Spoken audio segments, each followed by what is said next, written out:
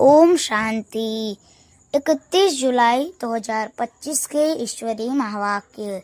पहले सुनते हैं मुरली के मुख्य पॉइंट्स। बाबा ने कहा, सवेरे सवेरे उठकर बाप को प्यार से बाबा गुड मॉर्निंग कहो, इससे सतोप्रधान बनते जाओगे। एक्यूरेट याद के लिए धैर्य, गंभीरता और आत्मा अभिमानी स्थिति जरूरी है। फिर याद से ही बाप की करंट मिलेगी, जिससे आत्मा हेल्दी और आयुवान बनती है। ज्ञान रत्नों से झोली भरनी है और सबको दान देना है, इससे आशीर्वाद मिलती है। लास्ट में बाबा ने कहा, बाप को बहुत लव करने वाले बच्चे ही सच्चे खुशबूदार फूल बनते हैं। और अब सुनते हैं महावाक्यों को विस्तार से। मुरली का सार। मीठे बच्चे, तुम सवेरे सवेरे उठकर बहुत प्यार से कहो, बाबा गुड मॉर्निंग। इस याद से ही तुम सतोप्रधान बन जाएंगे। प्रश्न, एक्यूरेट याद द्वारा बाप की करंट लेने के लिए मुख्य किन गुणों की आवश्यकता है? उत्तर, बहुत धैर्यवर्त हो, समझ और गंभीरता से अपने को आत्मा समझ याद करने से बाप की करंट मिलेगी और आत्मा सतोप्रधान बनती जाएगी। तुम्हें अभी बाप की याद सतानी चाहिए, क्योंकि बाप से बहुत भारी वर्षा मिलता है। तुम कांटों से फूल बनते हो, सब दैवी गुण आ जाते हैं। अच्छा, ओम शांति। बाप कहते हैं, मीठे बच्चे, तत्वम अर्थात तुम आत्माएं भी शांत स्वरूप हो। तुम सर्व आत्माओं का स्वधर्म है ही शांति। शांति धाम से फिर यहाँ आकर टाकी बनते हो। यह कर्मेंद्रिय तुमको मिलती है पाठ बजाने के लिए। आत्मा छोटी बड़ी नहीं होती है, शरीर छोटा बड़ा होता है। बाप कहते हैं, मैं तो शरीरधारी नहीं हूँ। मुझे बच्चों से सम्मुख मिलने आना होता है। समझो जैसे बाप हैं, उनसे बच्चे पैदा होते हैं, तो वह बच्चा ऐसा नहीं कहेगा कि मैं परम धाम से आकर जन्म ले माता पिता से मिलने आया हूँ। भल कोई नई आत्मा आती है किसके भी शरीर में, वह कोई पुरानी आत्मा किसके शरीर में प्रवेश करती है, तो ऐसे नहीं कहेंगे कि माता पिता से मिलने आया हूँ। उनको ऑटोमेटिकली माता पिता मिल जाते हैं। यह है नई बात। बाप कहते हैं, मैं परमधाम से आकर तुम बच्चों के सम्मुख हुआ हूँ। तुम्हें नॉलेज देता हूँ, क्योंकि मैं हूँ नॉलेजफुल, ज्ञान का सागर। मैं आता हूँ तुम बच्चों को पढ़ाने, राजयोग सिखाने। तुम बच्चे अभी संगम पर हो, फिर जाना है अपने घर, इसलिए पावन तो जरूर बनना है। अंदर में बहुत खुशी होनी चाहिए। ओहो, बेहद का बाप कहते हैं, मीठे मीठे बच्चों, मुझे याद करो तो तुम सतोप्रधान विश्व का मालिक बनेंगे। बाप बच्चों को कितना प्यार करते हैं। ऐसे नहीं कि सिर्फ टीचर के रूप में पढ़ाकर घर चले जाते हैं। यह तो बाप भी हैं, टीचर भी हैं। तुमको पढ़ाते हैं, याद की यात्रा भी सिखलाते हैं। तो विश्व का मालिक बनाने वाले, पतित से पावन बनाने वाले बाप के साथ बहुत लव होना चाहिए। सवेरे सवेरे उठकर पहले पहले शिव बाबा से गुड मॉर्निंग करना चाहिए। बच्चों को अपने दिल से पूछना है कि हम सवेरे उठकर कितना बेहद के बाप को याद करते हैं। सवेरे उठ बाबा से गुड मॉर्निंग करें, ज्ञान के चिंतन में रहें तो खुशी का पारा चढ़े। मुख्य है ही याद, इससे भविष्य के लिए बहुत भारी कमाई होती है। कल्प कल्पांतर यह कमाई काम आएगी। तुम्हें बड़ा धैर्यवर्त बन गंभीरता और समझ से याद करना है। मोटे हिसाब में तो भले कह देते हैं कि हम बाबा को बहुत याद करते हैं, परंतु एक्यूरेट याद करने में मेहनत है। जो बाप को जास्ती याद करते हैं उनको करंट जास्ती मिलती है, क्योंकि याद से याद मिलती है। योग और ज्ञान दो चीजें हैं। योग की बहुत भारी सब्जेक्ट है। योग से ही आत्मा सतो प्रधान बनती है।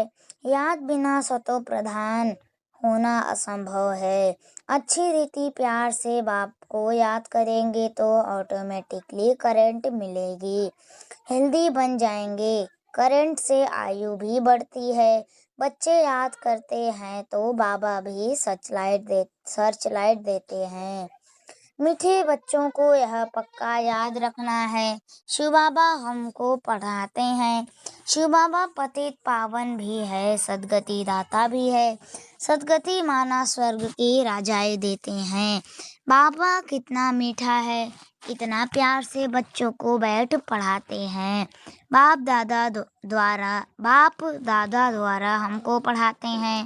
बाबा बच्चों को कितना प्यार करते हैं, कोई तकलीफ नहीं देते, सिर्फ कहते हैं मुझे याद करो और चक्र को याद करो। बाप की याद में दिल एकदम ठहर जानी चाहिए।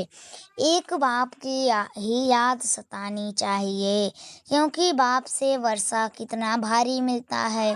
अपने को देखना चाहिए, हमारा बाप के साथ कितना लव है, कहाँ तक हमारे में दैवी गुण हैं। क्योंकि तुम बच्चे अब कांटों से फूल बन रहे हो। जितना जितना योग में रहेंगे उतना कांटों से फूल सतो प्रधान बनते जाएंगे। जो बहुत कांटों को फूल बनाते हैं उन्हें ही सच्चा खुशबूदार फूल कहेंगे। वह कभी किसको कांटा नहीं लगाएंगे। क्रोध भी बड़ा कांटा है, बहुतों को दुख देते हैं। अभी तुम बच्चे कांटों की दुनिया से किनारे पर आ गए हो, तुम हो संगम पर। जैसे माली फूलों को अलग पाट बर्तन में निकाल रखते हैं, वैसे ही तुम फूलों को भी अब संगम योगी पाट में अलग रखा हुआ है। फिर तुम फूल स्वर्ग में चले जाएंगे, कलयुगी कांटे भस्म हो जाएंगे। बाप कहते हैं मीठे बच्चे, जितना तुम बहुतों का कल्याण करेंगे उतना तुमको ही उजूरा मिलेगा। बहुतों को रास्ता बताएंगे तो बहुतों की आशीर्वाद मिलेगी। ज्ञान रत्नों से झोली भरकर फिर दान करना है। ज्ञान सागर तुमको रत्नों की थालियां भर भर कर देते हैं। जो उसका दान करते हैं वही सबको प्यारे लगते हैं। बच्चों के अंदर में कितनी खुशी होनी चाहिए। सेंसिबल बच्चे जो होंगे वह तो कहेंगे हम बाबा से पूरा ही वर्षा लेंगे, एकदम चटक पड़ेंगे। पाप से बहुत लव रहेगा, क्योंकि जानते हैं प्राण देने वाला बाप मिला है। नॉलेज का वरदान ऐसा देते हैं जिससे हम क्या से क्या बन जाते हैं, इंसॉल्वेंट से सॉल्वेंट बन जाते हैं। इतना भंडारा भरपूर कर देते हैं। जितना बाप को याद करेंगे उतना लव रहेगा, कशिश होगी। सुई साफ होती है तो चुंबक तरफ खींच जाती है ना। बाप की याद से कट निकलती जाएगी, एक बाप के सिवाय और कोई याद ना आए। बाप समझाते हैं मीठे बच्चे, गफलत मत करो, स्वदर्शन चक्रधारी बनो, लाइट हाउस बनो। स्वदर्शन चक्रधारी बनने की प्रैक्टिस अच्छी हो जाएगी तो फिर तुम जैसे ज्ञान का सागर हो जाएंगे। जैसे स्टूडेंट पढ़कर टीचर बन जाते हैं ना, तुम्हारा धंधा ही यह है सबको स्वदर्शन चक्रधारी बनाओ, तभी चक्रवर्ती राजा रानी बनेंगे। बाप कहते हैं बच्चे तुम्हारे बिगड़ हमको भी जैसे बेआरामी होती है। जब समय होता है तो बेआरामी हो जाती है। बस अभी हम जाऊं, बच्चे बहुत पुकारते हैं।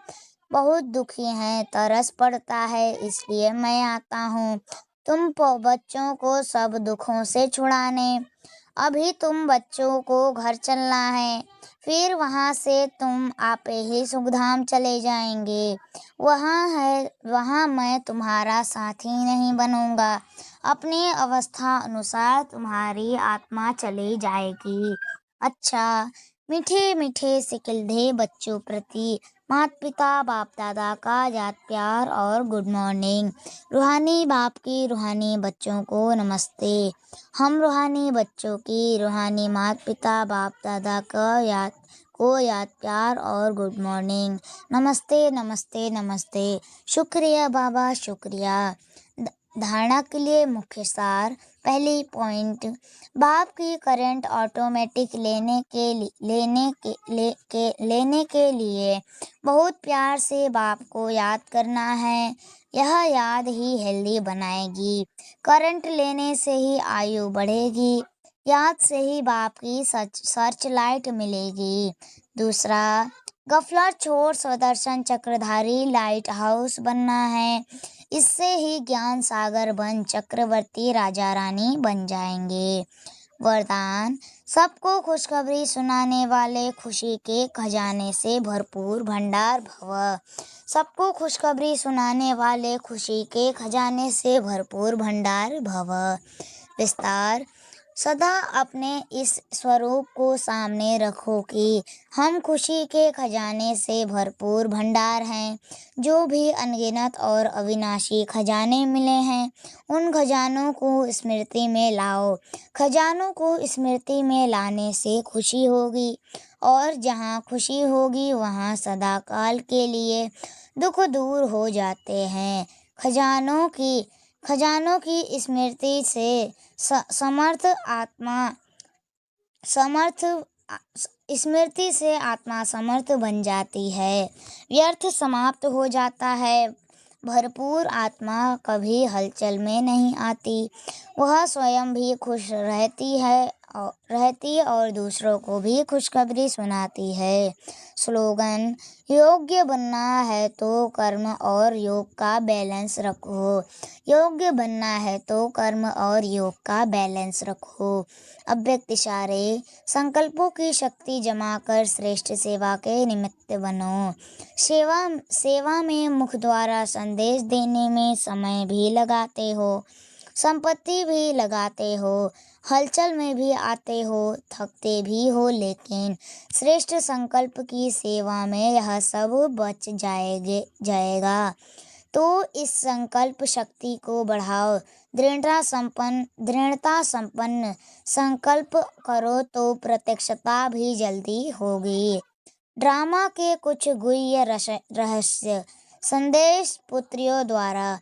पहला, इस विराट फिल्म ड्रामा में हर एक मनुष्य आत्मा में अपनी पोजीशन अनुसार सारे जीवन का ज्ञान अथवा एक्ट पहले ही मर्ज रूप में कर रहती है। जीवात्मा में सारे जीवन की पहचान मर्ज होने कारण समय पर इमर्ज होती है। हर एक में अपनी अपनी संपूर्णता की अवस्था अनुसार जानकारी अथवा एक्ट जो मर्ज है, वही समय पर इमर्ज होती है, जिससे तुम हरेक जानी जानन हार बन जाते हो। दूसरा, इस विराट फिल्म की सेकंड की एक्ट नहीं होने के कारण तुमको ऐसा समझ में आएगा जैसे कि अभी अभी यहाँ आई हूँ। हर सेकंड की एक्ट अलग होती है करके कल्प आगे वाली घड़ी रिपीट होती है, परंतु जिस समय प्रैक्टिकल लाइफ में चलते हो उस समय नई महसूस होती है। इसी समझ से आगे बढ़ते चलो। ऐसे कोई कह नहीं सकता कि मैंने तो ज्ञान प्राप्त कर लिया, अब मैं जाती हूँ, नहीं। जब तक विनाश हो तब तक सारी एक्ट और सारा ज्ञान नया है। तीसरा, इस विराट ड्रामा की जो भावी बनी हुई है वह निश्चय से ही बनी हुई है। भावी को कोई टालता है या बनाता है, वो सब अपने ऊपर है। खुद का शत्रु और खुद का मित्र मैं ही हूँ। अभी तुम्हें बहुत रमणीक स्वीट बनना और बनाना है। चौथा, इस विराट फिल्म में यह सहन करना भी तुम्हारे लिए कल्प पहले वाला एक मीठा सपना है, क्योंकि तुम्हें फिर भी कुछ होता नहीं है। जिन्होंने भी तुम्हें तंग किया है वो भी कहेंगे कि मैंने इनको इतना तंग किया, दुखी किया, परंतु यह तो फिर भी डिवाइन यूनिटी, सुप्रीम यूनिटी, विजय पांडव बनकर रहते हैं। इस बनी हुई भावी को कोई टाल नहीं सकता। पांचवा, इस विराट फिल्म में देखो कैसा वंडर है जो तुम प्रत्यक्ष पांडव भी आए पधारे हो और तुम्हारे पुराने चित्र और निशानियां भी अब तक कायम हैं, जैसे पुराने कागज, पुराने शास्त्र, गीता पुस्तक आदि संभाल कर रखते हैं, फिर उसका बहुत मान होता है। ऐसी पुरानी चीजें कायम होते हुए अब नई वस्तु इन्वेंशन होती है। पुरानी गीता प्रैक्टिकल में होते नई गीता इन्वेंट हुई है। पुराने की अंत तब होती जब नए की स्थापना हो। अभी तुम प्रैक्टिकल में ज्ञान को जीवन में प्रत्यक्ष धारण करने से दुर्गा, काली आदि बनी हो। फिर पुराने स्थूल जड़ चित्रों का विनाश होता है और नए चैतन्य स्वरूप की स्थापना होती है। छठवां, इस विराट फिल्म प्लान अनुसार संगम के स्वीट समय आप अनन्य दैवी बच्चे ही विकारों पर विजय प्राप्त कर वैकुंठ की स्वीट लॉटरी पाते हो। आपका यह ललाट कितना लकी है। इस समय तुम नर और नारी अविनाशी ज्ञान से पूज्य योग्य देवता पद प्राप्त करते हो। यही है इस संगम के सुहावने वंडरफुल समय की वंडरफुल रीति। सातवां, ईश्वर साक्षी हो देख रहा है कि मैंने जिन एक्टर्स को अनेक गहनों आभूषणों से श्रृंगार कर इस सृष्टि रूपी स्टेज पर डांस करने अर्थ भेजा था वो कैसे एक्ट कर रहे हैं। मैंने अपने दैवी बच्चों को गोल्डन मणि, सिल्वर मणि देकर कहा था कि यह भूषण, यह गहने पहनकर खुश मिजाज होकर साक्षी बन एक्ट भी करना और साक्षी हो इस खेल को भी देखना। फंसना नहीं, लेकिन आधा कल्प राज्य भाग्य भोग कर फिर आधा कल्प अपनी ही रची हुई माया में फंस गए। अब फिर मैं तुम्हें कहता हूँ, इस माया को छोड़ दो। इस ज्ञान मार्ग में विकारी कार्य से पलट निर्विकारी बनने से आदि मध्य अंत दुख से छूट जन्म जन्मांतर के लिए सुख प्राप्त कर लेंगे। आठवां, अपने से कोई भी उच्च अवस्था वाले द्वारा यदि अपने से कोई भी उच्च अवस्था वाले द्वारा यदि कोई सावधानी मिलती है तो उनको राजयुक्त उठाने में ही कल्याण है। उनके भीतर के राज को जानना चाहिए कि इसमें अवश्य कोई कल्याण समाया हुआ है। यह जो पॉइंट मुझे इनके द्वारा मिली यह वह बिल्कुल यथार्थ है। उसे बहुत खुशी से स्वीकार करना चाहिए, क्योंकि अगर मेरे द्वारा कभी कोई भूल हो गई तो वह पॉइंट याद आने से स्वयं को करेक्ट कर लेंगे। इसलिए कोई भी सावधानी हो, बहुत विशाल बुद्धि से धारण करने से तुम उन्नति को प्राप्त कर सकेंगे। नौवां, अभी तुम्हें नित्य अंतर्मुख होकर योग में रहना है, क्योंकि अंतर्मुख होने से स्वयं को देख सकेंगे। सिर्फ देखेंगे नहीं, परिवर्तन भी कर सकेंगे। यही है सर्वोत्तम अवस्था। जब पता है हरेक अपनी स्टेज प्रमाण पुरुषार्थी है, तो कोई भी पुरुषार्थी के लिए आर्ग्यू नहीं चल सकती, क्योंकि वो अपनी स्टेज अनुसार पुरुषार्थी है। उनकी स्टेज को देखो, उनसे गुण उठाओ। अगर गुण नहीं उठा सकते तो उसे छोड़ दो। 10वां, तुम सदा अपने सर्वोत्तम लक्ष्य को सामने देख, अपने को ही देखो। तुम हर एक व्यक्तिगत पुरुषार्थी हो। तुम अपने तरफ नजर रख, आगे दौड़ते रहो। कोई भल क्या भी करता रहे, परंतु मैं अपने स्वरूप में स्थित रहूं, अनन्य किसी को न देखूं। अपने बुद्धि योग बल से मैं उसकी अवस्था को जान लूं। अंतर्मुखता की अवस्था से ही तुम अनेक परीक्षाओं से पास हो सकते हो। अच्छा, ओम शांति।